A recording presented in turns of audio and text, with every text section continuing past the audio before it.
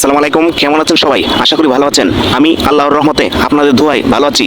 আজ আমি দাঁড়িয়ে আছি তিনতলা ভবনের একটি ছাদে। এখান থেকে পুরো শহরটাকে একসাথে দেখার অনুভূতি সত্যি অন্যরকম। দূরে সারি সারি বাড়িঘর, ব্যস্ত রাস্তায় ছোট ছোট যানবাহনের চলাচল, মানুষের কর্মব্যস্ত জীবন, সব মিলিয়ে যেন এক জীবন্ত ক্যানভাস। উঁচুতে উঠে শহরটাকে দেখলে মনে হয় প্রত্যেকটি ভবনের পেছনে লুকিয়ে আছে অসংখ্য মানুষের স্বপ্ন, সংগ্রাম আর ভালোবাসার গল্প।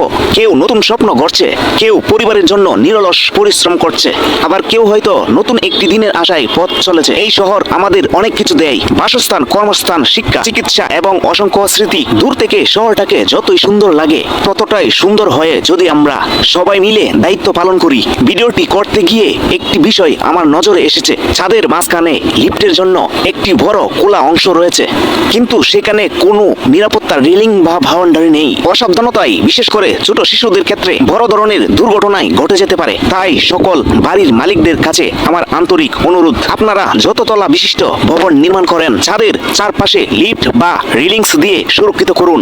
একটু সচেতনতা একটি দুর্ঘটনাকে রোধ করতে পারে। ভালো থাকবেন, সুস্থ থাকবেন। আসসালামু আলাইকুম।